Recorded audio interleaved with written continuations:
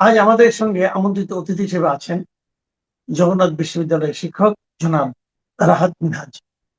জনাব রাহাত মিনহাজ, আপনাকে আমাদের অনুষ্ঠানে স্বাগত জানাচ্ছি। আশা করি আপনি আমাকে শুনতে পাচ্ছেন। জনাব রাহাত মিনহাজ, আজকে মার্চের 8 তারিখ, গতকালকে 7ই মার্চ ছিল, এবং এই 7ই মার্চ একটা অন্যরকম ছিল। অন্যরকম এই অর্থে যে গত যে 7ই মার্চ ছিল গত বছরের 25-এর, যেটা সেটা হলো 24-এর গণ অভ্যুত্থানের পরের 7ই মার্চ। তখন যারা দায়িত্বে ছিলেন অন্তর্বর্তীকালীন সরকার, তাদের আচার আচরণে আওয়ামী লীগ সরকার প্রতি অথবা আওয়ামী লীগ দলের প্রতি অথবা বঙ্গবন্ধুর প্রতি এক ধরনের, আমার কাছে মনে হয়েছে, এক ধরনের নেতিবাচক তাদের চিন্তা চেতনা তাদের মধ্যে কাজ করেছিল। এখন যেটা গণতান্ত্রিক সরকার ক্ষমতায় এসেছে, কিন্তু এবারও আমরা দেখলাম 7ই মার্চটা কিন্তু খুবই নীরবে নিভৃতে যেন পার হয়ে গেল। তো 7ই মার্চ তো আর শেখ হাসিনার না। 7ই মার্চ তো আর শেখ হাসিনা সেই স্বৈরাচারী অথবা ফ্যাসিবাদী শাসনের একটা পার্ট না। 7ই মার্চের সঙ্গে তো আমাদের দেশে জন্মের ইতিহাস জড়িয়ে আছে।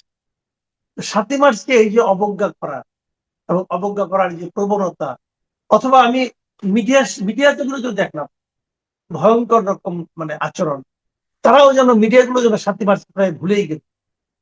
মিডিয়া কি নিজেরা এরকম মনে করলো, নাকি তারা কাউকে খুশি করার জন্য এই কাজটা করলো?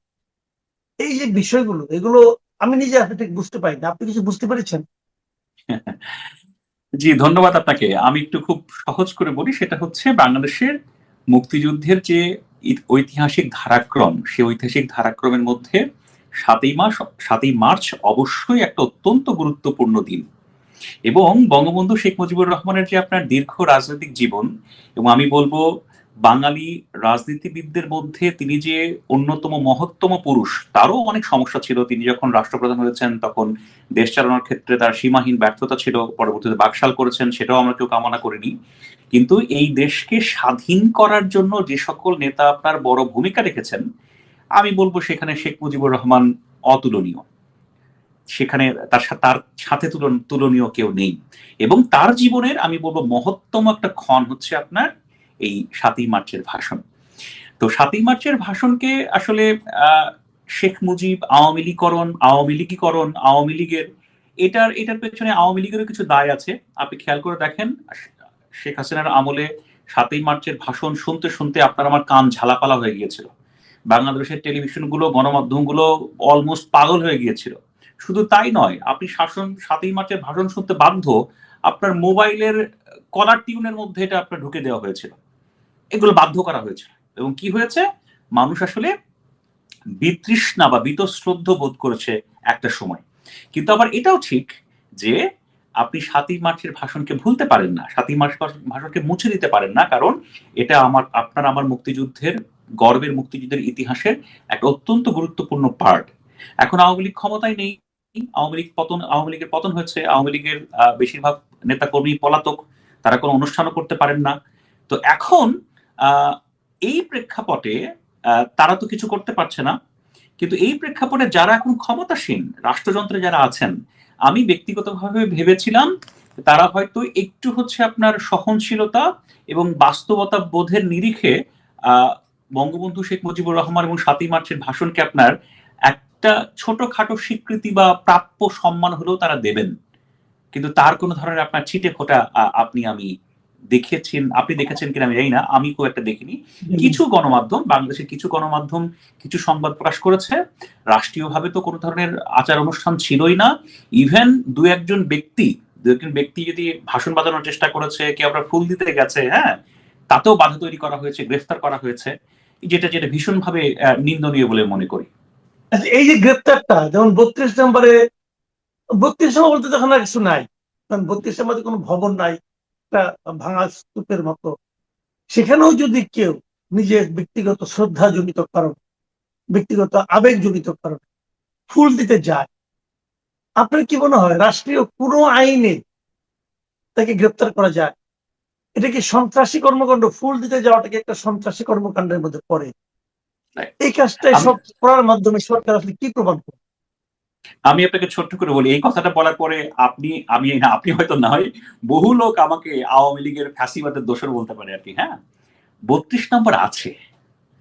কেউ যদি মনে করে 32 নম্বরকে ভেঙে 32 নম্বর শেষ করা যায়, কেউ যদি মনে করে 32 নম্বরকে পুড়িয়ে দিয়ে 32 নম্বর শেষ করা যায়, কেউ যদি মনে করে 32 নম্বরকে গুলিয়ে দিয়ে 32 নম্বর শেষ করা যায়, আমি তাদের সাথে একমত নই। 32 নম্বর শুধুমাত্র বঙ্গবন্ধু শেখ মুজিবুর রহমানের বাড়ি নয়, এই বাড়িটা বাংলাদেশের অভ্যুদয়ের ইতিহাসের একটা অংশ। সেই অংশকে অত্যন্ত নির্মমভাবে, অত্যন্ত বেদনাদায়কভাবে গুড়িয়ে দেওয়া হয়েছে, পুড়িয়ে দেওয়া হয়েছে। যেটা রক্ষা করা ইউনূস সরকারের দায়িত্ব ছিল। অধ্যাপক ইউনূস সরকারের কেউ এই কাজটা করেনি। আপনি যদি বলেন 32 নম্বর বলে কোনো কিছু নেই, আপনার সাথে আমি একমত নই। 32 নম্বর আছে। বাংলাদেশ যতদিন থাকবে ততদিন এই 32 নম্বরের অস্তিত্ব থাকবে। আপনি যতই গড়িয়ে দেন, যতই পুড়িয়ে দেন, যতই আপনার ভেঙে ইট খুলে নিয়ে যান না কেন, 32 নম্বর থাকবে। আচ্ছা, দ্বিতীয় কথা আপনাকে বলি, দেখেন ওই যে আমরা আমরা বলি না ফ্যাসিবাদ ফ্যাসিবাদ, শেখ হাসিনার 16 বছরের যে কর্তৃত্ববাদী শাসন, যেটাকে আপনার আসলে ইন্টারন্যাশনাল বিভিন্ন রিপোর্টে কর্তৃত্ববাদী শাসনই বলা হয়েছে, কোথাও ফ্যাসিজম বলা হয়নি। কিন্তু বাংলাদেশের রাষ্ট্র ব্যবস্থায় প্রত্যেকটা শাসকের আপনার যে শাসন ব্যবস্থা, তার মধ্যে ফ্যাসিজমের আপনার নমুনা থাকে, বেশি পরিমাণ থাকে। ওকে, শেখ হাসিনা যেহেতু 16 বছর ক্ষমতায় ছিল, আপনি তাকে ফ্যাসিজমের নমুনা বেশি দেখেছেন, তাকে আপনি ফ্যাসিস্ট হিসেবে চিহ্নিত করেছেন। আপনাকে খুব সহজ করে বলি, একজন মানুষ তার রাজনৈতিক মতাদর্শ থেকে, ভালোবাসা থেকে কাউকে শ্রদ্ধা জানাতে চায়, ওকে, সেটা আটকানো ফ্যাসিবাদ নয়, বড় ফ্যাসিবাদ।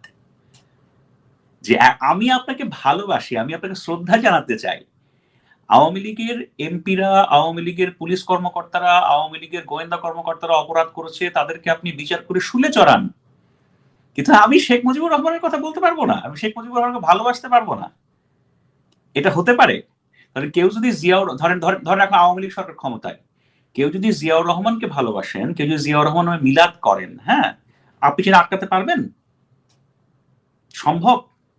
ধরেন বিএনপি এটাই তো 10 হচ্ছে। বছর পরে, আমি ছোট্ট করে বলি, ধরেন বিএনপি 10 বছর পরে ক্ষমতা নাই, ধরেন 10 বছর পরে ধরেন বিএনপি ক্ষমতা, রাষ্ট্রপ্রধান থাকলো না আর কি। হ্যাঁ, তখন যদি কেউ আইন করে যে জিয়াউর রহমানের কেউ মাজার করতে পারে, জিয়াউর রহমানের মাজারে কেউ যেতে পারবে না, কেউ আপনার মিলাদ করতে পারবে না, জিয়াউর রহমানকে কেউ ভালোবাসতে পারবে না, হ্যাঁ, এটাকে আটকানো সম্ভব কোন সরকারের পক্ষে?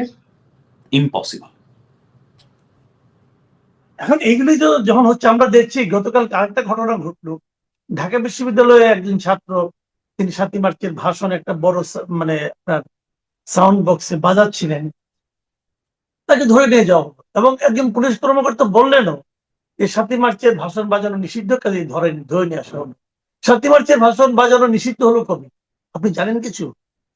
না না না, আমি আমি জানি না। শোনেন, বাংলাদেশের রাষ্ট্র ব্যবস্থায় ব্যাপারটা এমনই দাঁড়িয়ে যায়, যখন আওয়ামী লীগ ক্ষমতায় ছিল আর কি। হ্যাঁ, ধরেন জামাতি ইসলামী কি আপনার নিষিদ্ধ ছিল? কিন্তু কিন্তু আপনি আপনি দেখেছেন জামাত ইসলামকে কিভাবে কি করা হয়েছে। এখন ধরেন আওয়ামী লীগের তো কার্যক্রম নিষিদ্ধ, আওয়ামী লীগ দল হিসেবে নিষিদ্ধ না, তাই না? বঙ্গবন্ধু শেখ মুজিবুর রহমানের নাম নেওয়া নিষিদ্ধ না, 32 নম্বরে ফুল দেওয়া নিষিদ্ধ না, তারপরে হচ্ছে আপনার কি বলে 7ই মার্চের ভাষণ বাজানোও নিষিদ্ধ না। ভাষণ বাজানো নিষিদ্ধ করা হয়েছে, ভাষণ বাজানোর জন্য আপনার কাউকে গ্রেফতার করা হয়েছে। এই কথা যদি সভ্য দুনিয়ার কেউ শোনে, বুঝছেন, সে আপনার আমার সোসাইটি সম্পর্কে কি ভাববে, সেটা আপনার আমার কল্পনার মধ্যেও নাই। যাই হোক, এটা আমাদের অন্তর্বর্তীকালীন সরকার যেটা গত হয়ে গেল, তারা এই কাজগুলি করেছিল এবং তারা 7ই মার্চকে জাতীয় যে আমাদের দিবসের যে তালিকা, সেখান থেকে সরিয়ে ফেলেছিল। অবশ্যই জাতীয় চা দিবসটা ছিল জাতীয় তালিকায়, চা দিবসটা আছে, কিন্তু স্বাধীনতা দিয়ে আপনার 7ই মার্চের যে ভাষণ, যেটা নাকি ইউনেস্কো পর্যন্ত তাদের তালিকাভুক্ত করেছে, সেটাকে তারা বাদ দিচ্ছে। তারা অনেক কাজ করেছে, অনেক সুকাজ করেছে কিনা জানি না, কিন্তু তাদের অপকর্মের নানা ঘটনা কিন্তু এখন আমরা দেখতে পাচ্ছি। অনেকের নাম সম্পর্কে বলা হচ্ছে, কার বিরুদ্ধে কত টাকা সে কিভাবে চুরি করেছে, কিভাবে পেরেছে, কিভাবে কে নিজের অন্যের বাড়িতে ঘর ভেঙে নিজের বাড়িতে যাওয়ার জন্য 16 ফিট প্রশস্ত রাস্তা করেছে, এই যে আদিলুর রহমান খানের নামে, এগুলি দেখতে পাচ্ছি। তো তারা তো 18 মাস মোটামুটি দাপটের সঙ্গে ছিল, এখন এগুলো ধীরে ধীরে বের হয়ে আসছে। এই যে বের হয়ে আসছে, এই ঘটনাগুলো ওই সরকারের যে আপনার নিরপেক্ষতা, এটাকে কিভাবে প্রমাণ করছে? দেখেন, অভ্যুত্থান পরবর্তী সময়ে ডক্টর মোহাম্মদ ইউনূস সাহেবের সরকারটা ছিল হচ্ছে একটা অস্বাভাবিক সরকার, এবং এই সরকারের প্রতি আপনার আমার প্রত্যাশা ছিল আকাশচুম্বী। আমরা প্রত্যাশা করেছিলাম তাজা রক্তের উপর দিয়ে পা দিয়ে এসে যে সরকার ক্ষমতায় বসেছে তারা আপনার স্বচ্ছতা বজায় রাখবে, তারা জবাবদিহিতা বজায় রাখবে, তারা যথাযথভাবে দায়িত্ব পালন করবে এবং আমাদের একটা সুন্দর বাংলাদেশ উপহার দেওয়ার জন্য সবকিছু করবে। কিন্তু আমরা কি দেখেছি জানেন? আমরা দেখেছি শুধুমাত্র ইউনূস সাহেবের ব্যক্তিগত ব্র্যান্ডিং, ইউনূস সাহেবের একটা পুরস্কার নেওয়ার জন্য রাষ্ট্রীয় টাকা খরচ করে প্লেনে করে চলে যাওয়া। আমরা দেখেছি হচ্ছে আপনার ভয়ঙ্কর রকমের আপনার স্বজনপ্রীতি এবং দুর্নীতির কথা, অনিয়মের কথা আমরা একটু একটু শুনছি, তো সেটা এখনো কনক্রিট আকারে আপনার আমার কাছে আসেনি। আমি আপনাকে খুব মানে একদমই স্পেসিফিক কয়েকটা বিষয়ে একটু উল্লেখ করি। আমি এই সরকার, যে সরকার আপনার দায়িত্ব থেকে চলে গেছে, এই সরকারের কার্যক্রমকে পর্যালোচনা করার জন্য একটা কমিশন চাই। যে কমিশন আপনার নির্ধারণ করবে বা যে কমিশন দেখবে এই সরকার কোথায় কোথায় স্বজনপ্রীতি করেছে, এই সরকার কোথায় কোথায় দুর্নীতি করেছে, এই সরকার কোথায় কোথায় অনিয়ম করেছে, এই সরকার কোথায় কোথায় তহবিল তসরুপ করেছে, এবং এই সরকার কোথায় কোথায় অযোগ্যতার পরিচয় দিয়ে রাষ্ট্রের ক্ষতি করেছে। আর সাথে আরেকটা বিষয়, এই সরকার বিভিন্ন জায়গায় উগ্রতাকে আপনার প্রশ্রয় দিয়েছে কিনা। আমি এই কয়েকটা বিষয়ে আমি আপনার জবাব চাই। আমি কিন্তু ছোট্ট করে আপনাকে বলি, হ্যাঁ, ডক্টর মোহাম্মদ ইউনূস সাহেবের একটা প্রেস উইং ছিল, সে প্রেস উইং একজন সদস্য ছিলেন, তিনি হচ্ছেন আপনার মোহাম্মদ জাহাঙ্গীরের সন্তান, ডক্টর মোহাম্মদ ইউনূসের আপন ভাতিজা। আপনি জীবনে কোথাও কাটাকে সাংবাদিকতা করতে দেখছেন? আপনার তো সাংবাদিকতা করতে চুল পাকে গেছে, চুল সব সাদা আপনার। আপনি সরি একটু মজা করে বললাম আর কি, হ্যাঁ। আপনি জীবনে দেখছেন কখনো তাকে কোথাও সাংবাদিকতা করতে? তাকে নিয়ে এসে তিনি বসে গেছেন। প্রেস উইংয়ে থাকতে হলে সাংবাদিক হতে হবে এমন কোনো বাধ্যবাধকতা তো নাই। আচ্ছা, তা নাই, কিন্তু আপনি যে কাজটা যে পারে আপনি তো তাকেই সেখানে বসাবেন, তাই নয় ভাই? আমি একজন শিক্ষক, সাংবাদিকতা পড়াই, সাংবাদিকতার বিষয় পড়ি, সাংবাদিকতায় লেখালেখি করি, 2-4টা আপনার কলাম লিখি, এবং সংবাদ মাধ্যমের ন্যারেশন বা ন্যারেটিভস নিয়ে আমার কাজ। আপনি যদি আমাকে পরমাণু কমিশনে বসায় দেন, সম্ভব? আপনি যদি বিমান বাহিনীর একটা নেতা বানাই দেন, সম্ভব? দিচ্ছেন না? ওই যে আসিফ নজরুল সাহেবকে বসিয়ে দিয়েছিলেন না আপনার বিসিবিতে, পাকিস্তানের সাথে আতাত করে বাংলাদেশের ক্রিকেটটাকে আপনি শেষ করে দিয়ে গেছে, বসাই দিয়েছিলেন না? তিনি এসে সদম্ভে বলেছিলেন আর কি, হ্যাঁ, এই সরকার সিদ্ধান্ত নিয়েছে ভারতের কাছে মাথা না নত করে আমরা এই করব। হ্যাঁ, এই মানুষগুলো এখন এখন একটা ওয়ার্ড বলে না কেন? আপনাকে আমি ছোট্ট একটা কথা বলি, হ্যাঁ। বলেন তো, এই যে আপনি একটা কমিশন চাচ্ছেন, আপনি এই কমিশন কি যাকেই বসান সে কমিশন কি নিরপেক্ষভাবে কাজ করতে পারবে, অথবা তাদের সেই রিপোর্ট যদি তারা পেশ করে সেই রিপোর্ট কি এই সরকার বাস্তবায়ন করতে পারবে? যেমন আমি এক্সাম্পল দিই, ওই সরকারে তো খলিলুর রহমানও ছিলেন। খলিলুর রহমান কি করেছেন? এখন তার সম্পর্কে যদি কিছু বলতে যান তাহলে এই কমিশন টিকতে পারবে? কারণ খলিলুর রহমান তো এই সরকারের একজন গুরুত্বপূর্ণ মন্ত্রী। তাহলে এখানে কি আপনার একটু ঝামেলা হবে না বলে আপনার মনে হয় না? না, কমিশন হচ্ছে একটা প্রক্রিয়া। এই প্রক্রিয়া বাংলাদেশে তো সকল প্রক্রিয়ায় প্রশ্নবিদ্ধ। বাংলাদেশের কোন প্রক্রিয়া প্রশ্নের বাইরে বলেন? তো তারপর আমি বলছি একটা প্রক্রিয়া শুরু হতে পারে, যে আমি জানতে চাই তারা কি করেছেন। এই দেখেন, আপনার সাথে আমি কথা বলছি আজকে 8 মার্চ কথা বলছি আজকে সময় হিসেবে আর কি, হ্যাঁ, বিশ্ব নারী দিবস।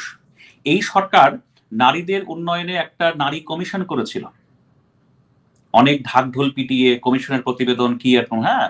ওই কমিশনের একটা লাইন বাস্তবায়ন করার সাহস তারা পায় নাই। কেন পায় নাই? কেন কমিশন করছিলেন? কেন টাকা পয়সা খরচ করছিলেন? আপনাকে আমাকে ধোকা দেওয়ার জন্য? আপনাকে আমাকে আপনার চোখে ধুলে দেওয়ার জন্য? তো আপনি এতগুলো মানুষের মৃত্যুর পর, একটা গণ অভ্যুত্থানের পরে ক্ষমতায় এসে আপনি শুধু আপনি আমাকে ব্লাফ দিয়ে যাবেন? সেটার কোথাও কোনো ধরনের জবাবদিহিতা থাকবে না। আমি জবাবদিহিতার একটা প্রক্রিয়া চাই, এটা হওয়া প্রয়োজন। এটা হয় এই জন্য প্রয়োজন, পরে যারা এরকম দায়িত্বে আসবে তারা এই কাজগুলো করার সাহস পাবে না। ইয়েস, আপনাকেও জবাবদিহিতার আন্ডারে, জবাবদিহিতার অধীনে আসার প্রয়োজন হতে পারে, সেটা তাদের বুঝিয়ে দেওয়া দরকার। অনেক ধন্যবাদ, অনেক ধন্যবাদ জনাব প্রিয় দর্শক। আপনি কি 30 সেকেন্ড একটু সময় দিবেন আমাকে? 30 সেকেন্ড আপনি বলেন, আপনি আরো কিছু বলা থাকলে বলেন।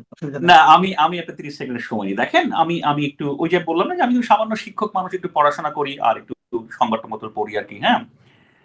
বর্তমান সময়ে মুক্তিযুদ্ধ নিয়ে যা হচ্ছে সেটা নিয়ে কার লাভ কার ক্ষতি সেটা রাজনীতিবিদরা নির্ধারণ করবেন। হ্যাঁ, ধরেন 7 মার্চ কেন রাষ্ট্রীয়ভাবে পালিত হচ্ছে না, কেন অবদান হচ্ছে না, এটা যেমন গুরুত্বপূর্ণ প্রশ্ন, আবার তো এটাও প্রশ্ন যখন আপনার আওয়ামী লীগ ক্ষমতায় ছিল তখন তো তারা বিএনপিকে কোনো পাত্তাই দেয় নাই। বিএনপি ধরেন জিয়াউর রহমানকে স্বাধীনতা বিরোধী চর কত কি বলে আপনার যতভাবে বিএনপিকে অপমান করা যায় আওয়ামী লীগ তো করছে সেটা, তাই না? যেমন সর্বোচ্চ পর্যায়ে থেকে করছে। আমি ওই ওই আপনার কাদা ছোড়াছুড়িতে যাচ্ছি না। আমি শুধু কয়েকটা লাইন আপনাকে একটু পড়ে আমার আলোচনাটাকে শেষ করি আর কি। হ্যাঁ, দেখেন 7ই মার্চ আমাদের আমাদের ইতিহাসের একটা বড় অংশ। আমার 7ই মার্চ আপনার আমার মুক্তিযুদ্ধ ইতিহাসের পার্ট। সেই 7ই মার্চ নিয়ে একজন কবি, তার নাম আল মাহমুদ, সবাই আপনারা তাকে চেনেন। অনেকেই তাকে বিভিন্ন দলের কবি বা বিভিন্ন দলের ভাবাদর্শের কবি বলে আপনার ট্যাগ দেন, কিন্তু আল মাহমুদ আমার দৃষ্টিতে খুব শক্তিশালী কবি আর কি। হ্যাঁ, তার একটা কবিতার 4টা লাইন পড়ে আমি একটু শেষ করছি, সরি আপনার সময় নিয়ে ফেলছি আর কি। হ্যাঁ, জি, সেই কবিতাটার নাম হচ্ছে নিশি ডাক। এই কবিতার প্রথম 5টা লাইন আমি একটু আপনাদের পড়ে শোনাই। তিনি বলছেন, তার আহ্বান ছিল নিশি ডাকের শীষতলা তীব্র বাঁশির মতো, প্রতিটি মানুষের রক্তবাহী শিরায় কাঁপন দিয়ে তা বাজত। নদীগুলো হিসির শব্দে অতিকায় সাপের মতো ফনা তুলে দাঁড়াতো। অরণ্যের পাখিরা ডাকাডাকি করে পথ ভুলে উড়ে যেত সমুদ্রের দিকে। সে যখন বলল ভাই সব, অমনি অরণ্যের এলোমেলো গাছেরাও সারি বেঁধে দাঁড়িয়ে গেল। সে যখন ডাকলো ভাইয়েরা আমার, ভেগে যাওয়া পাখির ঝাঁক ভিড় করে নেমে এলো পৃথিবীর ডাঙায়। কবিরা কলম ও বন্দুকের পার্থক্য ভুলে হাঁটতে লাগলো খোলা ময়দানে। রাজনৈতিক সমীকরণে আপনি 7ই মার্চের ভাষণকে ভুলে যাওয়ার প্রক্রিয়া শুরু করতে পারেন, শেখ মুজিবুর রহমানকে গালমন্দ করতে পারেন, শেখ মুজিবুর রহমানকেও দেশ বিরোধী বলতে পারেন, কিন্তু শেখ মুজিবুর রহমান বাংলাদেশের মুক্তিযুদ্ধে কি ছিলেন সেটা বহু সংবেদনশীল মানুষ বিভিন্নভাবে লিখে গেছেন। এই অবদান মুছে ফেলা সম্ভব না। কেউ যদি মুছে ফেলার চেষ্টা করে আমি বলবো সেটা বোকামি। ধন্যবাদ। জি, অনেক ধন্যবাদ, অনেক ধন্যবাদ জনাব রাহাত মিনহাজ। প্রিয় দর্শক, আপনারা শুনলেন যে 7ই মার্চ এবং এর যে গুরুত্ব সেটাকে জনাব রাহাত মিনহাজ কিভাবে উপলব্ধি করেন উনি ওনার মতো করে বললেন। আমি নিজেও ওনার সঙ্গে অনেক বেশি একমত, এক্ষেত্রেও আমি একমত। আপনারা একমত হতেও পারেন, দ্বিমত হতেও পারেন, কিন্তু আমি এখনো মনে করি যদি আপনি আমাদেরকে আমাদের স্বাধীনতাকে স্বীকার করেন, যদি ভাবতে চান যে আমরা দেশটা স্বাধীন হয়েছি, তাহলে 7ই মার্চকে বাদ দিয়ে এই স্বাধীনতার ইতিহাস আপনি লিখতে পারবেন। আমরা স্বীকার করি আর নাই করি, 7ই মার্চটা সেই সময়কার বাংলাদেশের জনগণের জন্য, বাংলাদেশ তো ছিল না, পূর্ব বাংলা জনগণের জন্য একটা মানে বিশাল একটা অ্যাচিভমেন্ট আমি বলবো। এটাকে আমি ভুলতে চাই না। আমার স্বাধীনতাকে আমি ভুলতে চাই না, আমি 71কে ভুলতে চাই না, আমার যুদ্ধকে, আমার শহীদকে, আমার মুক্তিযোদ্ধাকে আমি ভুলতে চাই না এবং এই সাথে এইটাও আমি ভুলতে চাই না। 7ই মার্চকে মানে বিএনপি ওন করে কিনা, যে ঐতিহাসিক যে ভাষণটি ছিল তার মধ্য দিয়ে তো পরোক্ষভাবে একটা দিক নির্দেশনা ছিল মুক্তি সংগ্রামের, যেটা আপনি নিজেই এর মধ্যে স্বীকার করেছেন। কিন্তু সেই বিএনপির সময় এই কাজগুলো ঘটছে বা ঘটলো, আমরা দেখি যেটা ক্ষমতা গ্রহণের পরপরই এই ধরনের ঘটনা আমাদেরকে প্রত্যক্ষ করতে হলো। ভাষণ চালানোর অভিযোগে কাউকে কাউকে আটক করা হলো, 32 নম্বরে ফুল দিতে যাওয়ার অপরাধে ওইখান থেকে আটক করা হলো। এইগুলো কেন ঘটছে? দেখেন, বিএনপি এটা ওন করে কিনা, এটা ওন যে করে না এটাও তো বিএনপি আপনাকে বলে না। বিএনপি স্বাধীনতার, বিএনপির নেতা, অবিসংবাদিত নেতা শহীদ প্রেসিডেন্ট জিয়াউর রহমান স্বাধীনতার ঘোষণা দিয়েছেন। উনি প্রথম দিন ঘোষণা দিয়েছিলেন আই মেজর জিয়া। আমন্ত্রণ জানাচ্ছি প্রিয় দর্শক, মানচিত্রের নিয়মিত আয়োজন কথোপকথনে। আজকে আমাদের সঙ্গে যুক্ত রয়েছেন অতিথি হিসেবে সাবেক সংসদ সদস্য এবং বিএনপির কেন্দ্রীয় নেত্রী নীলুফার চৌধুরী মনি। নীলুফার চৌধুরী মনি, আপনাকে স্বাগত জানাচ্ছি আমাদের অনুষ্ঠানে।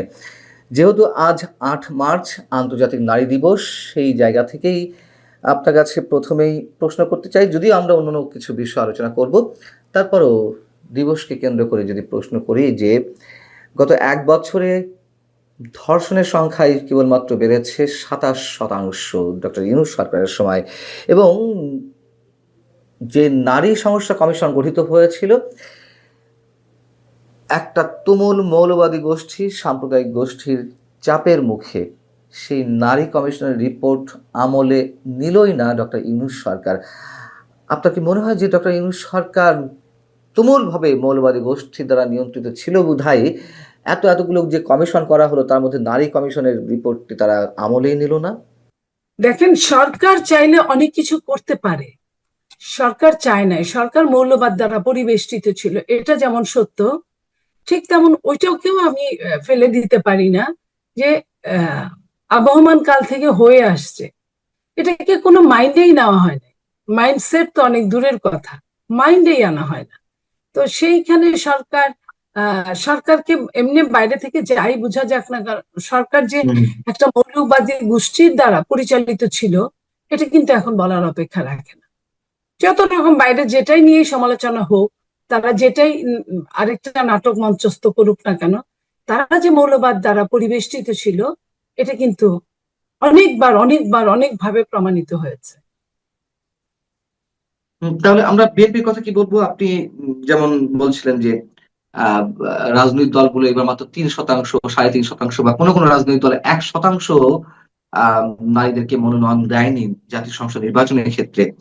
বিএনপির প্রতি তো মানুষের এক্সপেকটেশন অনেক বেশি বেড়ে গিয়েছিল অনেক অনেক কারণে, কিন্তু আমরা দেখলাম যে নারীদের মূল্যায়নের ক্ষেত্র থেকে সেই বিএনপিও অনেকখানি পিছিয়ে পড়লো আগের তুলনায়। এটি কেন হলো? সেখানেও কি মৌলবাদী গোষ্ঠীর থাবা পড়েছে, নাকি সামগ্রিক রাজনৈতিক হিসেব নিকাশটাই সেখানে বড় হয়ে দেখা দিয়েছে? আপনার মতো মানুষকেও মনোনয়ন দেওয়া হয়নি, তাই না? যদি এক্সাম্পল হিসেবে নিয়ে আসি, আমি আপনাকে একটা কথা বলি, বিএনপি হয়তো মনে করেছে কেউ তো দেয়ই নাই, আমি তো তাও কিছু দিলাম, সে যেভাবেই হোক আমি তো দিলাম, কেউ তো দেয়ই নাই। এবং এটা নিয়ে ট্রান্সপারেন্সির কোনো সুযোগই নাই, কোনো জবাবদিহিতা নাই। আপনার এই জবাবদিহিতা এবং স্বচ্ছতা যদি থাকতো, তাহলে এই অবস্থাটা হতো না। কেউ কাউকে, এখানে নেগেটিভ প্রতিযোগিতা এত বেশি যে আমার মনে হয় যে কেউ কেউ মনে করেছে আপনার মৌলবাদ, কিন্তু 30টা দল কোনো মনোনয়নই দেয় নাই নারীকে। 30টা দল মৌলবাদ, আমি এটা বিশ্বাস করি না। কেউ এটাকে গুরুত্বই দেয় নাই আপনার। তো যেখানে গুরুত্ব না দেওয়া হয়, সেখানে তো আসলে এটা নিয়ে আর কথা বলা যায় না। এই গুরুত্বটা কিভাবে বাড়ানো যায়, এই সরকারকে, আমরা তো আছি, আপনারা সাংবাদিকরা যদি আপনারা বলেন এই বিভিন্ন প্রশ্ন, মানে অথবা যদি আপনারা তাদের টার্গেটটা জানতে চান যে তারা কি করতে চায়, আসলে আজকে আপনার আমার সাথে না বসে আপনার সরকারি দলের কোনো একজন প্রভাবশালী নেতার সাথে বসা ভালো ছিল, দরকার ছিল। কারণ প্রভাবশালী নেতাটা যা বলতে পারবে, আমি তো সাফারার, আমি যা সাফার করি আমি সেটাই বলতে পারি। এবং আমাদের জায়গাটা এমন একটা জায়গায় রাখা হয়েছে যে নারীরাই নারীদেরকে এনিমি বানিয়ে রাখা হয়েছে। যেমন ধরেন আপনার মৌলবাদ গোষ্ঠীতে, মৌলবাদ সমাজে আপনি জানো এখানে কেন মনোনয়ন দেওয়া হয়নি, প্রত্যেকটা নারী অকপটে বলছে যে আমরা এখনো তৈরি হয়ে উঠতে পারিনি, যোগ্য হয়ে উঠতে পারিনি। অথচ এরা কিন্তু বুয়েট, মেডিকেল, বিভিন্ন জায়গা থেকে ভালো ভালো উন্নত জায়গায়, দেশে বিদেশে থেকে পড়ালেখা করে আসছে। যদি আপনি দেখেন এই সংসদে কত নতুন নতুন পুরুষ সংসদ সদস্য হয়েছে, তো এইটা নিজেকে তৈরি কিভাবে করে? ওই পুরুষ সংসদের চেয়ে কি এই নারীকে, ওই পুরুষ সংসদ সদস্য যখন হয়নি, তখন তাকে কিভাবে সে নিজেকে তৈরি করতে পারলো, অথচ আমরা পারলাম না? এই জায়গাটায় আমার মনে হয় যে আমাদের এই জায়গাটায় দৃষ্টি দেওয়া খুবই জরুরি, যে আমরা আমরা কবে বড় হব। তো এইটা মৌলবাদ যা বলতে পারে, কিন্তু যারা মৌলবাদ না, তারাও যদি এইখানে একই অবস্থায় থাকে, তাহলে আমরা কোথায় যাব? বঙ্গবন্ধুর ঐতিহাসিক ভাষণ বাজানোকে কেন্দ্র করে বা 7 মার্চ উপলক্ষে ধানমন্ডিতে ফুল দিতে যাওয়াকে কেন্দ্র করে অনেক কিছু ঘটলো। আমাদের ধানমন্ডি 32 থেকে 4 জন আটক করা হলো, আহ ভাষণ বাজানোর জন্য 2 জনকে আটক করা হলো।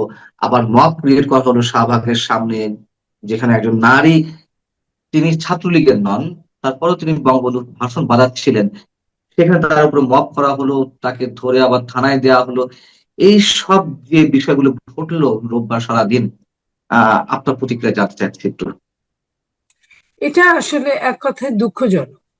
আমি দুঃখজনক এই জন্য বলি, আহ, জেফারসন বলেছিলেন গণতন্ত্রের কথায় যে আমি তার কথার সাথে একমত নাও হতে পারি, কিন্তু তার মত প্রকাশের জন্য আমি আমার জীবন পর্যন্ত দিতে পারি।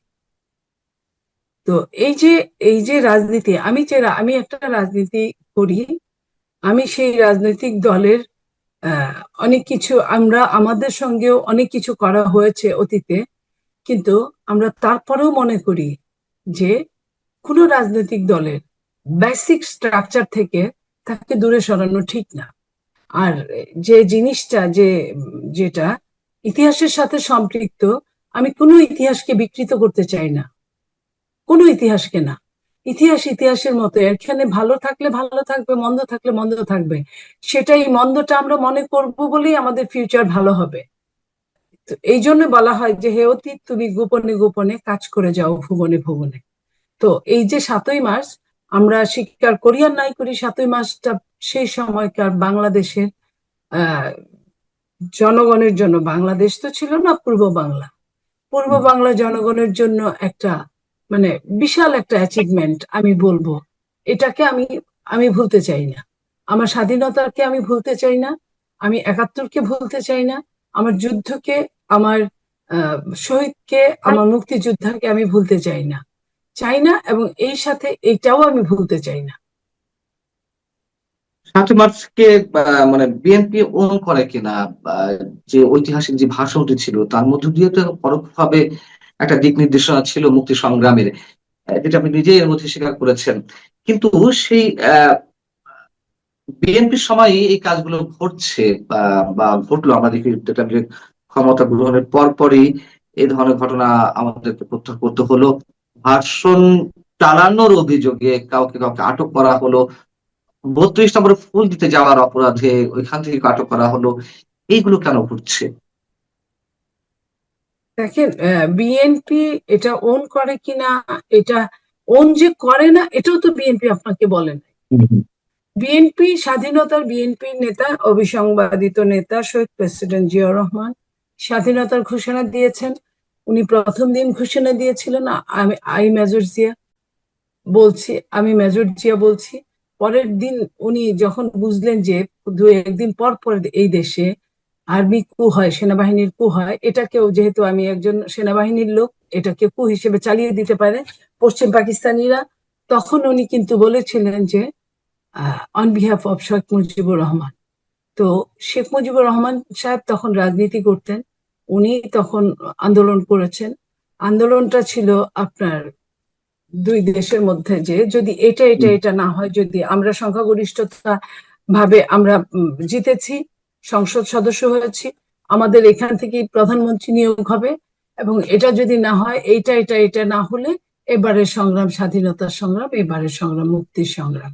তো সেটার মধ্যে সম্পূর্ণরূপে আপনার যুদ্ধের কথা না থাকলেও ওইখানে আমার ডিমান্ড ছিল, এখনো সংসদ শুরু হয় নাই, এখনো আপনার যে শক্তিটা, জনগণের শক্তিটা, আপনার প্রয়োগের জায়গাটা, সংসদ না হলে শক্তিটা আপনার জনপ্রতিনিধি কিভাবে তার শক্তিটা প্রয়োগ করবে, সে সবকিছু মিলে এতগুলো মবের ভেতর থেকে এই 1.5 বছর যাবত মব চলছে, সেই মবগুলোর ভেতর থেকে হঠাৎ করে একদিনে একদম চুলচেরা হিসেবে বিচার করাটা বোধহয় ঠিক হবে না। তবে বিএনপির চেয়ারম্যান, বাংলাদেশের নেতা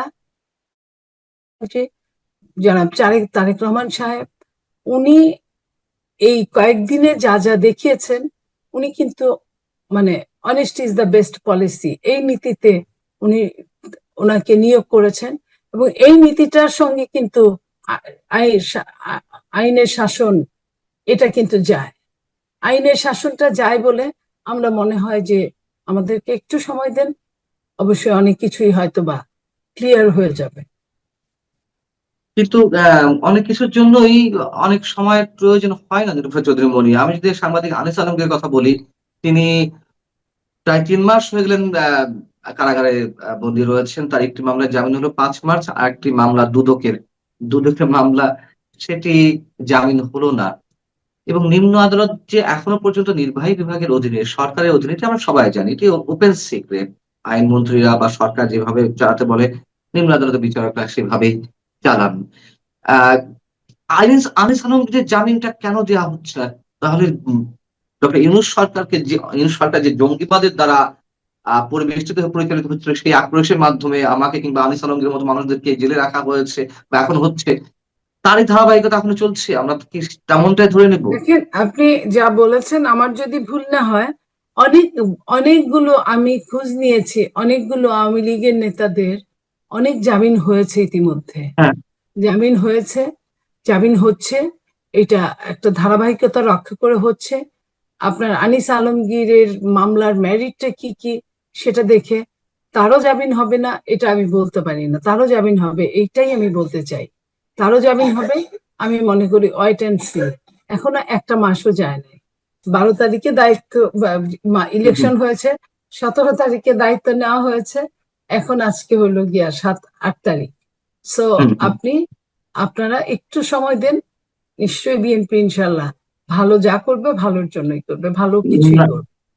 আমি আপনার সঙ্গে একমত। আপনি যেমনটা আশাবাদের কথা শোনাচ্ছেন, আমরা তাতে আশাবাদী হতে চাই, কিন্তু কথা হচ্ছে যে বিএনপি 3 সপ্তাহ এলো সরকার গঠন করেছে, কিছু মামলা স্পেশালি দেখা উচিত। আনিস আলমগীরের বিষয়টা সবাই জানি আমরা, সাংবাদিক আনিস আলমগীর, সাংবাদিক শাহরিয়ার কবির বলি, আমরা অন্যান্য সাংবাদিকদের কথা বলি, তারাও তো বছরের পর বছর আছে। অপরাধ করলে অবশ্যই তার শাস্তি হবে প্রমাণ সাপেক্ষে, কিন্তু জামিন পাওয়ার অধিকার তো মানুষের রয়েছে। এবং জামিনের ক্ষেত্রে যেমন সাবেক আইন উপদেষ্টা ডক্টর আসিফ নজরুল কথা বলতেন, জামিন দেওয়া যাবে না, জামিন দেওয়া যাবে না, এক ধরনের পরোক্ষ হুমকি বিচারকদের উপরে। তাহলে এখন কেন জামিন মানুষ পাবে না? আমাদের তো বিচার করতে সমস্যা নাই, অপরাধী হলে বিচার করুক, কিন্তু জামিনটা কেন হবে না? এবং সাংবাদিক আনিস আলমগীর বিষয়ে আন্তর্জাতিক বিভিন্ন আপনি সংগঠন। একটা জিনিস আমি আবারও বলছি, মামলার মেরিট অনুযায়ী বিচারগুলো হবে, জামিনটা হবে। জামিন, এটা তো জামিনযোগ্য অপরাধ, অপরাধ কিনা সেটা বিচার হবে, আদালত করবে। তো সেইখানে আমি মনে করি যে উনি জামিন পাওয়ার যোগ্য, জামিন পেয়ে যাবেন। এবং আপনি নিজে জানেন যে যাদের সাথে বিরোধী দল, তারা যে সরকারের সাথে কি আচরণ করছে ইতিমধ্যে আপনি জেনে গেছেন। তো এই যে একটা আন্দোলন শুরু হোক অঙ্কুরেই, আমরা কিন্তু এটা চাই না। আমরা চাই দেশটা আগে সাধারণভাবে খুব, এবং আপনি আরেকটা সমস্যা যে রাষ্ট্রীয় দায়িত্ব হাতে নেওয়ার পরেই আজকে প্রধানমন্ত্রীর আপনার আরেকটা বড় চ্যালেঞ্জ, হঠাৎ করে যে চ্যালেঞ্জটা মোকাবেলা করতে হচ্ছে, বৈষয়িক যুদ্ধ। এই যে যুদ্ধের মোকাবেলার জন্য তেল সংকট, কত কিছু সংকট হতে পারে, সেটাও একটা ব্যাপার, যে কারণে আপনাদেরকে অবশ্যই 1 মাস 2 মাস 3 মাস আপনাদেরকে খুব সফটলি হ্যান্ডেলিং করার জন্য আমি রিকোয়েস্ট করব, এটাই আমার বলা। আমরাও চাচ্ছিলাম না সরকারের কোনো ধরনের সমালোচনা আমরা এখন থেকে শুরু করে দিই, কিন্তু বিভিন্ন ক্ষেত্রে যা যা কিছু কিছু সিম্পটম আমাদের সামনে উপস্থিত হচ্ছে, তাতে একটু আমরা প্রশ্ন না করে পারছি না। এবং শেষ পর্যায়ে আরেকটি প্রশ্ন, সেই 7 মাস পর্যন্ত বলি। তাহলে ধানমন্ডি 32 নম্বর থেকে 32 নম্বর কেউ গেলে যেমন তার উপরে মব হচ্ছিল, আটক করা হচ্ছিল, আমরা ইউনূস সরকারের 1.5 বছর রেখেছি, এখনো কেন সেটি করবে? কেউ তো শ্রদ্ধা জানাতে যেতেই পারে, তাই না? তাহলে তাদের কেন আটক করা হলো? সেখানে মহিলা সহ 4 জনকে আটক করা হলো, এটি কেন? কি দরকার ছিল? আমি এটার জন্য প্রশ্নটা আরেকবার করলে ভালো হয়, আমি বুঝতে পারি আমি না। বলছি আমি বলছি আমরা আপনার কথাতেই আস্থা রাখতে চাই যে সময় দেওয়া প্রয়োজন, কিন্তু 32 নম্বরে কিছু করতে গেলেই আটক করা হচ্ছিল ইউনূস সরকারের 1.5 বছরে। 32 নম্বরে কেউ শ্রদ্ধা জানাতে গেলে তার উপরে মব করা হচ্ছিল। একই জিনিস আমরা সেই 32 নম্বরে আবারও দেখলাম। 7 মার্চে শ্রদ্ধা জানাতে গিয়ে একজন নারী সহ 4 জনকে আটক করা হলো। এটির জন্যও কি কোনো সরকারকে সময় দেওয়া দরকার? মানে এটা তো সিদ্ধান্তের আমি বিষয় যে আমি মনে করি যে যেহেতু মাস্টার রমজানের অনেক কিছুই অনেক সমস্যায় আছে, আমি মনে করি আপনাকে অপেক্ষা করার জন্য আমি অনুরোধ করব। নিশ্চয়ই কিছু না কিছু একটা আপনি উপর থেকে, সরকার থেকে। গতকালকে 7ই মার্চ ছিল। 7ই মার্চ আমাদের জাতীয় জীবনে একটা গুরুত্বপূর্ণ দিবস, দীর্ঘদিন ধরে ছিল, এখনো আছে। আমরা মনে করি, আমি তো মনেই করি 7ই মার্চ আমাদের একটা খুব গুরুত্বপূর্ণ দিবস, এই কারণে যে আমি মনে করি যে আমাদের স্বাধীনতার যে ভ্রূণ, আমি মনে করি সেই ভ্রূণের প্রথম প্রকাশ ঘটেছিল 7ই মার্চে। 7ই মার্চে রেসকোর্সের ময়দানে বঙ্গবন্ধু শেখ মুজিবুর রহমান প্রথম ঘোষণা করেছিলেন যে আমাদের এবারের সংগ্রাম আমাদের স্বাধীনতার সংগ্রাম, প্রথম এটা ঘোষণা হয়েছিল। তারই আলোকে মুক্তিযুদ্ধ হয়েছে। তার 3 সপ্তাহের মধ্যে আমরা স্বাধীনতা ঘোষণা করেছি এবং আমরা মুক্তিযুদ্ধে লিপ্ত হয়েছি। যারা মুক্তিযুদ্ধে গেছেন, ওই সময় গেছেন, যারা পরবর্তী যারা এগুলি স্মৃতিচারণ করেছে, তারা অনেকেই বলেছেন যে 7ই মার্চের ভাষণের মধ্যে আমরা মুক্তিযুদ্ধের প্রকৃত স্বাধীনতার ঘোষণাটার ইঙ্গিত ওখানেই পেয়েছি। আমাদের এত বড় একটা গুরুত্বপূর্ণ দিবস, যা নাকি আন্তর্জাতিকভাবে ইউনেস্কো এখন এই ভাষণকে স্বীকৃতি দিয়েছে, সেই 7ই মার্চের সেই ঘোষণার দিবসটা আমাদের জাতীয় দিবস থেকে সরিয়ে ফেলা হয়েছে। কে সরিয়ে ফেলেছে? এই ডক্টর ইউনূসের নেতৃত্বে এবং কতগুলি বেয়াদব টাইপের লোক যাদেরকে উনি উপদেষ্টা বানিয়েছিলেন, তারা এই দিবসটাকে আমাদের জাতীয় দিবস থেকে সরিয়ে দিয়েছে। আমাদের শতাধিক জাতীয় দিবস আছে, তার মধ্যেও এই দিবসটা স্থান পায়নি ওদের, কারণ ওরা এগুলো বাতিল করে দিয়েছে। এভাবে আমাদের স্বাধীনতার ইতিহাসকে জাতির কাছ থেকে ভুলিয়ে দেওয়ার জন্য এমন কোনো কাজ নাই, এমন কোনো অপকর্ম নাই যা নাকি অন্তর্বর্তীকালীন সরকার এবং তার উপদেষ্টারা করেনি। অন্তর্বর্তীকালীন সরকারের বিদায় হয়েছে, তারা চলে গেছে, নতুন একটা গণতান্ত্রিক সরকার আসছে, এটা বিএনপির সরকার। এবং এই বিএনপির যিনি প্রতিষ্ঠাতা জেনারেল জিয়াউর রহমান, তিনিও কিন্তু স্বাধীনতা যুদ্ধের একজন মহানায়ক এবং তিনিও 7ই মার্চের এই ভাষণকে অবশ্যই গুরুত্ব দিয়েছেন। তার সরকারের আমলে আমাদের এই 7ই মার্চের ভাষণের কি দুর্দশা হয়েছে। 7ই মার্চ জাতীয় কোনো দিবস এখনও নয় কাগজে কলমে, আমি ঠিক আছে মানলাম, যদি কখনো আবার হবে, কিন্তু তার মানে কি এই যে আমি 7ই মার্চের ভাষণটা শুনতে পারবো না? তার মানে কি এই যে আমি 7ই মার্চের ভাষণটা নিয়ে শুনলে পরে আমি আইন অমান্যের মামলায় পড়ে যাব?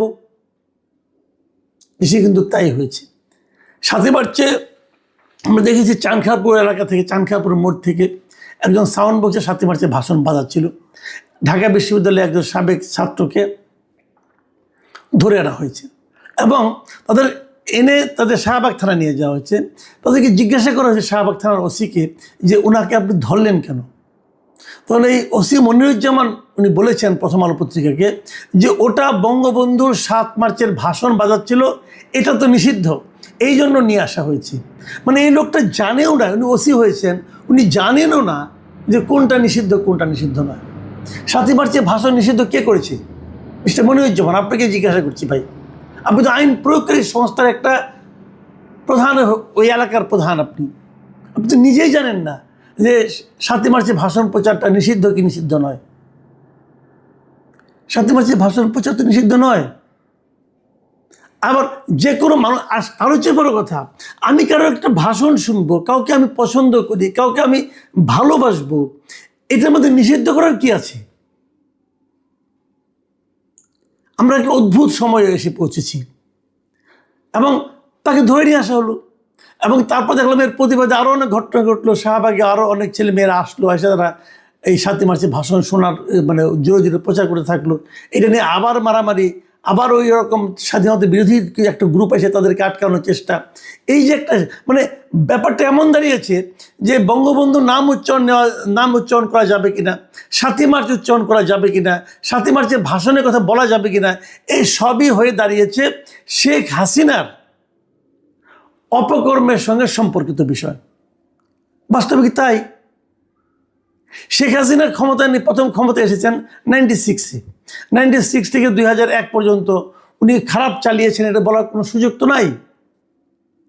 তারপর 2009 যখন উনি ক্ষমতায় আসলেন, তারপর থেকে হয়তো আমি 2014 থেকে বলতে পারি উনি খুবই দুঃশাসন চালিয়েছেন জাতির উপর, এটাই মানতে রাজি আছি। কিন্তু তার সঙ্গে 7ই মার্চের ভাষণে কি সম্পর্ক? উনি দায়িত্ব নেওয়ার আগে, উনি রাজনীতিতে আসার আগে, তারও তো অনেক আগে 7ই মার্চের ভাষণ প্রচার হয়ে গেছে। বঙ্গবন্ধুর নাম নেওয়া যাবে না, কেন নেওয়া যাবে না? এদেশে যে নাকি বাংলাদেশের নাম উচ্চারণ করবে, যতদিন বাংলাদেশ নাম থাকবে ততদিন বঙ্গবন্ধুর নাম থাকবে। যতদিন বাংলাদেশের নাম আমি গর্বের সঙ্গে উচ্চারণ করব, ততদিন বঙ্গবন্ধুর নাম আমি শ্রদ্ধার সঙ্গে উচ্চারণ করব। কেন করব না? বঙ্গবন্ধুর সঙ্গে শেখ হাসিনার শাসনের কি সম্পর্ক থাকতে পারে এটা আমি বুঝি না। 32 নম্বর ভাঙা হয়েছে। দেখেন 32 নম্বর কোথায়, আমি একটা সিম্পল একটা এক্সাম্পল দিয়ে বলি যে 32 নম্বরটা কিভাবে একটা জাতির প্রতীকে, স্বাধীনতার প্রতীকে পরিণত হয়েছে। আমি একটা ছোট্ট উদাহরণ দিয়ে আপনাদেরকে বুঝাই। বলা হয় না ধানমন্ডি 32 নম্বর মানে কি? মানে 32 নম্বর সড়ক। এই তো আমরা 32 নম্বরতে যে জায়গাটাকে বুঝি, যে বঙ্গবন্ধুর যেটা বাড়ি ছিল, ওটার নাম্বার, ওই সড়কের নাম্বার কিন্তু 32 না আসলে। এদিকে আপনারা জানেন ধানমন্ডি সড়কগুলোর নাম চেঞ্জ হয়েছে, অনেক আগে চেঞ্জ হয়েছে, কিন্তু আগে এই সড়কটার নাম ছিল 32 নম্বর। এই 32 নম্বর সড়কে বঙ্গবন্ধুর বাড়িটা ছিল। সেই 32 নম্বর এখন 11 নম্বর সড়ক। এই 11 নম্বর সড়কের 10 নম্বর বাড়িটা হলো বঙ্গবন্ধুর বাড়ি। এখন কেউ কিন্তু 11 নম্বর সড়ক চিনে না, 32 নম্বরই চিনে। কারণ 32 নম্বরটা ধানমন্ডির সকল সড়কের নাম্বার ঠিক আছে, এটাও কাগজ কলমে 11 নম্বর সড়ক, কিন্তু এই 32 নম্বরটা এত বিখ্যাত। এবং এই যখন স্বাধীনতা ঘোষণা করা হয়, যখন স্বাধীনতা যুদ্ধ চলে, যখন বঙ্গবন্ধু 7ই মার্চের ভাষণ দেন, যখন উনি গ্রেপ্তার, সব কিছু 32 নম্বরের এই বাড়ি থেকে হয়েছিল। সেটা এখন 11 নম্বর সড়কের 10 নম্বর বাড়ি। আপনারা ভেঙেছেন 11 নম্বর সড়কের 10 নম্বর বাড়ি, যারা ভেঙেছেন তাদেরকে বলছি, কিন্তু মানুষের মনে কিন্তু রয়ে গেছে 32 নম্বর। এদেশের মানুষের মন থেকে 32 নম্বর ভাঙার চেষ্টা করেন না, আপনারা নিজেরাই ধ্বংস হয়ে যাবেন। পাক বাহিনী পর্যন্ত এটা ভাঙার সাহস পায় নাই, কিন্তু আপনারা গায়ের জোরে ভেঙেছেন। এই ভাঙার মাধ্যমে আরো হাজারো বাঙালির মনে এই 32 নম্বরকে চিরস্থায়ী করে দিয়েছেন আপনারা। এই ভগ্নস্তূপের জায়গায় একদিন দেখবেন কত বড় ভবনের তৈরি হয়, যদি থাকেন বেঁচে দেখতে পারবেন। এইভাবে ভাঙলে হয় না। শেখ হাসিনার অপশাসন, শেখ হাসিনার স্বৈরাচারী শাসন, শেখ হাসিনার ফ্যাসিবাদী আচরণ, এই সব কিছুর আমরা নিন্দা করি এবং এই সব কিছুর বিচার হতে হবে। আমি এটা মনে করি আপনারা সেই বিচারটা করেন, কিন্তু বিচার না করে আপনারা যদি গায়ের জোরে এরকম ভাঙতে থাকেন, পুড়তে থাকেন, তাহলে বরঞ্চ তাদের প্রত্যাবর্তনটাকে আপনারা ত্বরান্বিত করছেন। এই জিনিসটা মাথায় রাখবেন। আর আমি এই যে সরকার, বিএনপি সরকার, ওনার একটা গণতান্ত্রিক গভর্নমেন্ট, আমি ওনাদের কাছে জিজ্ঞাসা করতে চাই, আপনাদের পুলিশরা কি করছে? আপনারা পুলিশদেরকে কি ইনস্ট্রাকশন দিয়েছেন? একজন লোক 32 নম্বরে বঙ্গবন্ধুকে ভালোবেসে ফুল দিতে যাবে, তাকে আপনি অ্যারেস্ট করবেন এবং অ্যারেস্ট করে তাকে আপনি সন্ত্রাস বিরোধী মামলা ঢুকাই দিবেন? ফুল দেওয়াটা কি সন্ত্রাসী কাজ? তাও সেই মামলা কি আজকে থেকে 5 মাস আগের মামলা। কাজটা ঠিক হয়েছে ভাই? এর নাম গণতন্ত্র? আপনারা তো মাত্র গণতন্ত্রের যাত্রা শুরু করেছেন, এখন এগুলি দেখাচ্ছেন। এই সরকারের কাছে আমার আরেকটা বক্তব্য, আপনার যে পুলিশ কর্মকর্তা বলে যে 7ই মার্চের ভাষণ নিষিদ্ধ, সেই পুলিশ কর্মকর্তার বিরুদ্ধে আপনার অ্যাকশন নিতে দেরি হচ্ছে কেন? নাকি আপনারা তাদেরকে শিখিয়ে দিয়েছেন এগুলো? সে পুলিশ হওয়ারই যোগ্য না, যে আইন জানে না। আমি এই সরকারের উপর সত্যি এখন কিন্তু হতাশ হতে শুরু করেছি। আজকে তো আমি বেশ হতাশ, এই কারণে যে আজকে আরেকটা খবর শুনলাম যে আনিস আলমগীরের নাকি আজকেও জামিন হয়নি। তার মামলা আজকে উঠেছিল, তার জামিন হয়নি। এই দেশে খুনের মামলার আসামিরা জামিন পায়, একদিনে 5টা জামিন পায়। এই সাবির হোসেন চৌধুরী খুনের মামলা, তার 5টা না 6টা মামলা আছে, ম্যাজিস্ট্রেট কোর্ট থেকে জামিন পেয়ে গেছে একই দিনে। আর আনিস আলমগীর, সে কি খুন করছে রে ভাই? সে কিন্তু সাংবাদিক, সত্য কথা বলতে গেছিল, ইউনিট সরকার তাকে আটকায় রাখছে। আমি ভেবেছিলাম এই সরকার এসে বোধহয় প্রথম তার মামলাটাকে বাতিল করে দিবে। এই সরকার এসে কিন্তু কয়েক হাজার মামলা অলরেডি বাতিল করে নিচ্ছে, উঠাই নিচ্ছে। আনিস আলমগীরের মামলা আছে, আনিস আলমগীরকে জেলখানা থেকে বের হতে দেওয়া হবে না। এটার নাম আইনের শাসন? আমি খুবই মর্মাহত, খুবই দুঃখিত এগুলো দেখে। আইনের শাসন কায়েম করতে চেয়েছেন তারেক রহমান সাহেব। আমি ওনাকে বলবো যে আপনি বিবেচনা করে দেখেন, এগুলি কি আইনের শাসন হলো? একটা লোক একদম, সে বঙ্গবন্ধুকে ভালোবাসে, সেগুলো যেতে পারবে না। সে 7ই মার্চের ভাষণটাকে তার কাছে গুরুত্বপূর্ণ মনে হয়েছে, সেটা বাজাতে পারবে না। আর জামিনযোগ্য মামলায় আনিস আলম কি জামিন পাবে না? না, সত্যি আমি খুব হতাশ। আমি জানি না বিএনপি সরকার এগুলিকে কিভাবে দেখে, হয়তো তারা কি মনে করে, তারা কি আগের ধারাবাহিকতা রক্ষা করতে চায় কিনা এটা আমি জানি না। তবে আগের ধারাবাহিকতা রক্ষা করতে গেলে আগের সরকারের মানে অন্তর্বর্তীকালীন সরকারের ব্যাপারে এই দেশের মানুষের কি মনোভাব সেটাই আপনাদেরকে একটু জেনে নেওয়ার জন্য অনুরোধ করব। প্রিয় দর্শক, এখন এ পর্যন্ত। আমিও ধরে নিয়েছিলাম যে আজ রোববার সাংবাদিক আনিস আলমগীরের জামিনের বিষয়টি চূড়ান্ত হবে। কেমন চূড়ান্ত হবে? গত 5ই মার্চ তার বিরুদ্ধে প্রথমে সন্ত্রাস বিরোধী আইনে দায়ের করা মামলার জামিন হলো প্রায় 3 মাস পরে এসে, এবং তার বিরুদ্ধে গত 15ই জানুয়ারি আরও যে একটি মামলা দায়ের করা হয়েছিল দুর্নীতি দমন কমিশনের পক্ষ থেকে জ্ঞাত আয় বহির্ভূত সম্পদ অর্জন এবং মানি লন্ডারিংয়ের অভিযোগে, সেই মামলার জামিন আবেদন ছিল আজ নিম্ন আদালতে, কিন্তু জামিন নামঞ্জুর করা হলো। এবং এই যে জামিন নামঞ্জুর করা হলো, এখনও 3 মাস প্রায় হতে চললেও সাংবাদিক আনিস আলমগীরকে জেলের মধ্যে যে রেখে দেওয়া হচ্ছে, এই বিষয়টি এই মুহূর্তে আর আমরা স্বাভাবিকভাবে ধরে নিতে পারছি না, ধরার কোনো সুযোগ নেই, বিশেষ করে যখন কিনা নির্বাচিত বিএনপি সরকার ক্ষমতায়। কেন স্বাভাবিকভাবে ধরে নেওয়ার কোনো সুযোগ নেই সে বিষয়ে আমি আসছি। অবশ্যই অনেক ধরনের প্রশ্ন এবং যুক্তি রয়েছে। প্রথম প্রশ্ন হচ্ছে যে প্রায় 3 মাস হয়ে গেল সাংবাদিক আনিস আলমগীরের জামিন তো দূরের কথা, তার বিরুদ্ধে আরও মামলা দেয়া হয়েছে। গত 28শে জানুয়ারি দুদকের মামলায় আনিস আলমগীরকে গ্রেপ্তার দেখানো হয়, তিনি জেলে থাকা অবস্থায়। কি বলা হয়েছিল সেই মামলায় একটু মনে করিয়ে দিই আপনাদেরকে। সেই মামলার অভিযোগে বলা হয়েছে যে আনিস আলমগীরের নামে 25 লাখ টাকা মূল্যের স্থাবর সম্পদ এবং 3,84,68,000 টাকা মূল্যের অস্থাবর সম্পদ সহ মোট 4,09,68,000 টাকার সম্পদ অর্জনের তথ্য পাওয়া গেছে। এছাড়া পারিবারিক ও অন্যান্য ব্যয় হিসেবে তার ব্যয় ধরা হয়েছে 15,90,000 টাকা। এই হিসেবে তার ঘোষিত ও গ্রহণযোগ্য আয়ের তুলনায় 3,26,48,938 টাকার সম্পদ বেশি পাওয়া গেছে। এই জন্য আনিস আলমগীরের যে বেশি টাকার সম্পদ বেশি পাওয়া গেছে সেটি তিনি বিদেশে পাচার করেছেন, তার বিরুদ্ধে ব্যবস্থা নিতে হবে, মামলা হয়েছে, তাকে জেলে রাখতে হবে। চিন্তা করে দেখুন, বুঝুন কি কল্যাণমুখী একটা আদর্শিক রাষ্ট্রে আমরা বাস করছি, যেখানে সদ্য সাবেক হওয়া উপদেষ্টাদের বিরুদ্ধে, ডক্টর ইউনূস সহ একাধিক উপদেষ্টার বিরুদ্ধে, উপদেষ্টাদের ব্যক্তিগত কর্মকর্তা এপিএস এর বিরুদ্ধে শত শত কোটি টাকার দুর্নীতির অভিযোগ রয়েছে। দুদকে অভিযোগপত্র দেওয়া হয়েছে, কোনো ক্ষেত্রে দুদক তদন্তেও নেমেছে। এই যে ক্ষমতার ভরকেন্দ্র ছিল এনসিপির কোনো নেতার বিরুদ্ধে শত শত কোটি টাকার দুর্নীতির অভিযোগ মিলল। কোনো ক্ষেত্রে প্রমাণও কেউ উপস্থাপনের চেষ্টা করলেন, দুদক তদন্ত করার উদ্যোগ নিল, কিন্তু কোনোটি ক্ষেত্রে আমরা দেখলাম যে দুদকের চেয়ারম্যান এবং কমিশনাররা পদত্যাগ করলেন।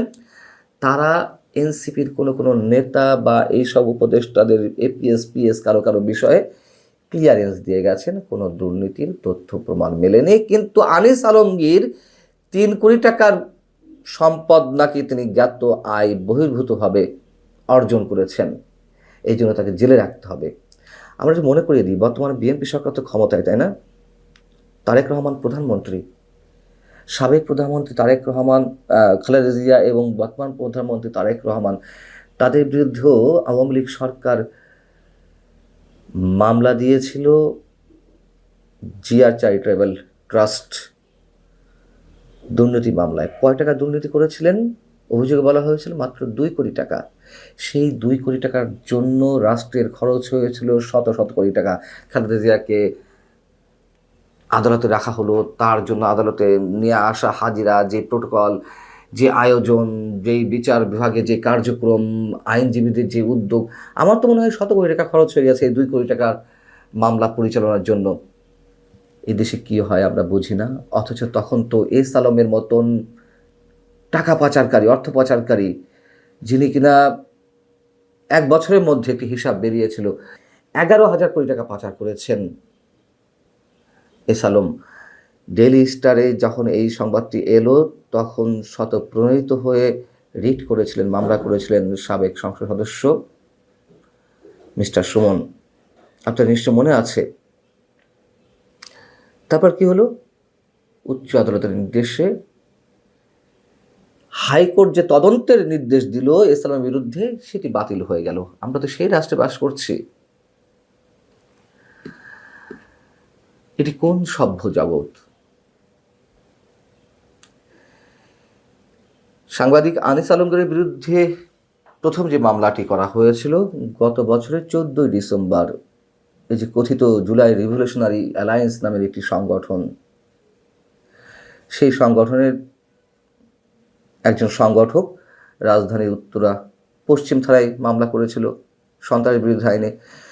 কি সন্ত্রাসটা করেছেন সাংবাদিক আনিস আলমগীর, তার কোনো তথ্য প্রমাণ আজ পর্যন্ত হাজির করতে পেরেছে রাষ্ট্রপক্ষ? ইউনূসের জঙ্গি সরকার তো যা ইচ্ছে তাই করেছে। সাম্প্রদায়িক মৌলবাদী গোষ্ঠীর ভাড়াটে জঙ্গিদের দাবি, বিভিন্ন ধরনের দাবি মেনে নিতে সবসময় প্রস্তুত ছিল ইউনূস সরকার। তাদের মব সন্ত্রাসের কারণে, মব সন্ত্রাস করে উল্টো আমাদেরকে সন্ত্রাস বিরোধী আইনে আটক করা হলো। আপনারা জানেন মঞ্চ ৭১ থেকে আমাকে আটক করা হলো, সাবেক সচিব আবু আলম শহীদ খানকে পরবর্তীতে আটক করা হলো, ওই দিনে আটক করা হলো প্রফেসর শেখ হাফিজুর রহমান কার্জনকে, মুক্তিযোদ্ধা আনিসুর রহমান বুলবুল সহ আরও অনেক মুক্তিযোদ্ধাকে আটক করা হলো। আমাদেরকেও মাসের পর মাস আদালতে কারাগারের মধ্যে রাখা হয়েছিল। সাংবাদিক শাহরিয়ার কবিরকে ১.৫ বছর ধরে জেলে রাখা হয়েছে। কোনো ধরনের তদন্ত নেই, কোনো ধরনের বিচার নেই। সাংবাদিক মোজাম্মেল বাবু, সাংবাদিক শাকিল আহমেদ, সাংবাদিক শ্যামল দত্ত, সাংবাদিক ফারজান রাউকার সহ আরও অনেক সাংবাদিককে বছরের পর বছর জেলে রাখা হচ্ছে। তাদের বিরুদ্ধে কোনো সুনির্দিষ্ট অভিযোগ থাকলে বিচার করুন, কোনো সমস্যা নেই, কিন্তু জামিন দেওয়া হবে না কেন?